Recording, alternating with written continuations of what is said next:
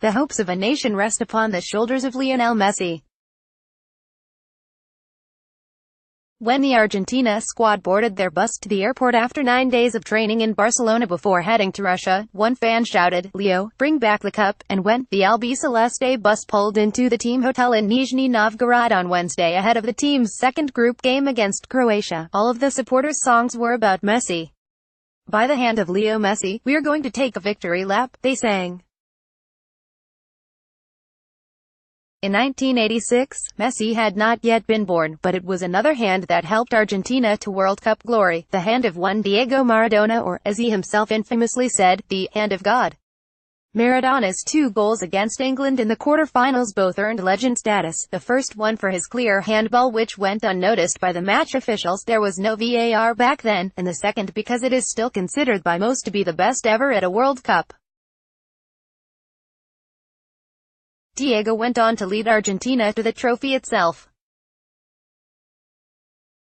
After his double against England, he hit 2 more super strikes in the semi-final win over Belgium and provided the assist for Jorge Burruchaga to net the winner in a 3-2 final victory over West Germany. Nevertheless, Maradona did not win the World Cup all alone. Argentina's team featured several superb players including Jorge Valdano, Oscar Ruggeri and Burruchaga, while coach Carlos Bilardo devised an innovative, at that time, defensive plan with 3 center-backs which was easily adapted to a 5-man rearguard when necessary. It is similar to the strategy Jorge Sampaoli will employ against Croatia, with Eduardo Salvio and Marcos Acuna out wide and Messi reprising Maradona's 1986 role playing just off sole center-forward Sergio Aguero. In a tournament featuring a number of strong sides but perhaps not one outstanding team, it was enough. Maradona, far and away the finest footballer in the competition, was the difference between Argentina and the rest. However, he still needed Burruchaga, plus Jose Luis Brown and Valdano, to convert in order to lift the famous trophy at the Azteca Stadium in Mexico City.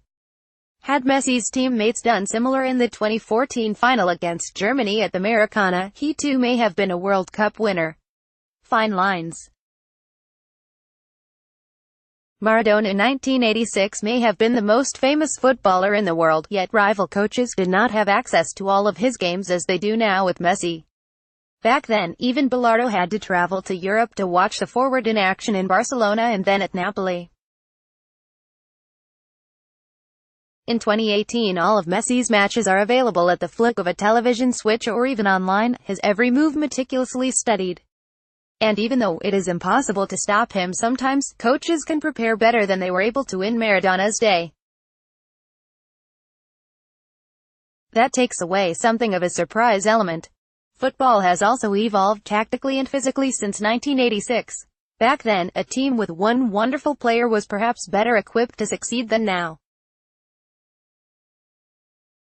These days, there is much emphasis on pressing, and when a player like Messi is not sufficiently helped by his teammates, he can be crowded out.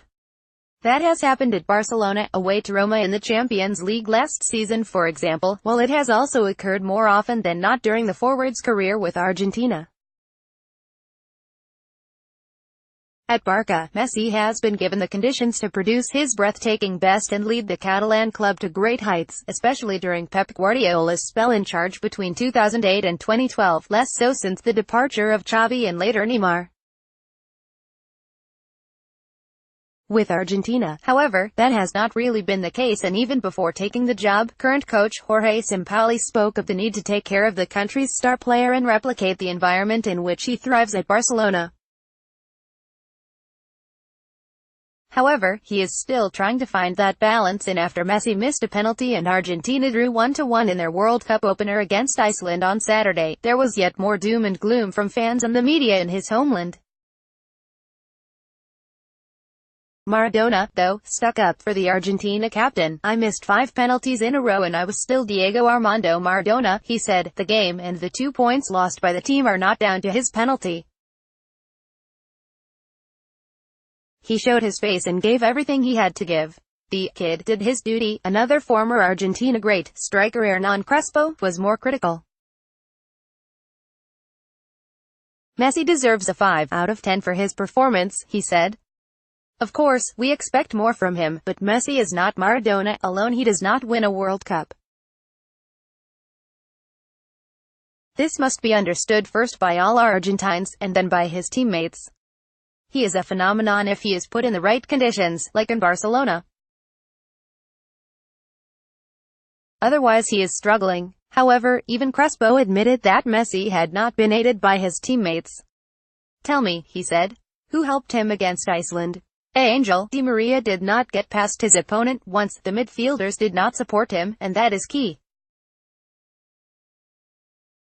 While there is a common conception that Maradona won the World Cup all alone, it is not really true.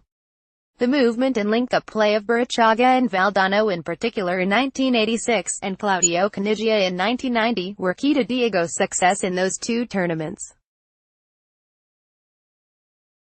History has a knack of romanticizing past glories, and while there is no getting away from Maradona's magnificence, even he did not do it all alone. And the idea that he was a leader and Messi is not is also unfair. Leaders come in different shapes and sizes, some are vocal and others are quiet. But Leo leads Argentina now, as Diego did in 1986. It is a popular narrative among fans and former footballers from that era is to consider that Maradona is the superior player. After all, he won the World Cup with perhaps the greatest individual performance over a single tournament, but Messi, as Valdano once said, is Maradona in 1986 every day. The Barca forward also found support from a surprise source on Wednesday in the build-up to his side's crunch clash with Croatia, as Sergio Ramos said, "In Argentina everyone knows that Maradona is light years away from being the best Argentine player in history, which for me is Leo Messi," although it was meant as a prickly response to Maradona's remarks that the defender was not a crack top player. On Tuesday, Ramos is correct in his assessment that Messi is superior. Just don't expect him to win the World Cup all alone. Not that Diego did anyway.